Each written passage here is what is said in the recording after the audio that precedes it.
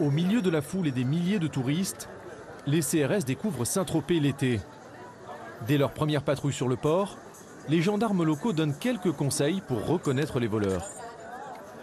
Les cibles qui vont être en claquette, par exemple, ils auront du mal à courir. Ouais, donc il est quand même peu probable que le gars... Mais il y en a un qui m'a fait mentir la dernière fois, il avait des claquettes, il en a perdu une. Le luxe est présent partout, des yachts au commerce, des vêtements aux accessoires.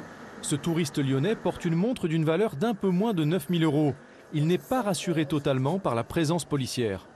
C'est à double tranchant, j'ai envie de dire, ça rassure d'un côté, et de l'autre, on se dit que s'ils sont là, c'est que forcément il y a dû y avoir quelques insécurités. Donc aujourd'hui, si vous parliez spécifiquement des vols de montres, je fais attention aux gens qui m'entourent, mais voilà, c'est tout.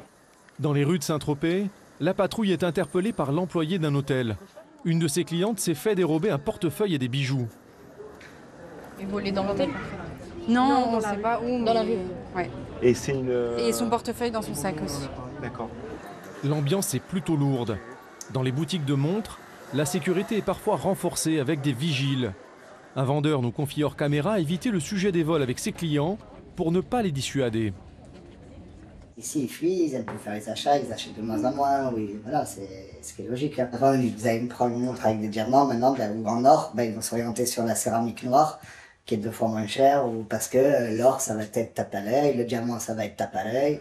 23 vols de montres ont eu lieu depuis le début de l'été dans le golfe de Saint-Tropez, à l'occasion de cambriolages ou par arrachage.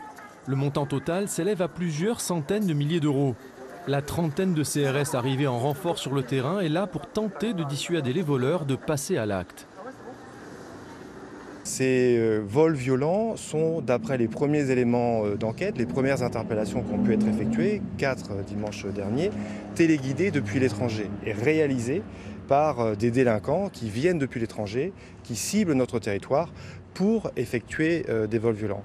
Les autorités doivent aussi faire face à l'apparition d'une autre forme de vol, plus violente, les cambriolages et séquestrations avec armes à domicile. Il y en a eu 3 depuis le début de l'été dans le golfe de Saint-Tropez.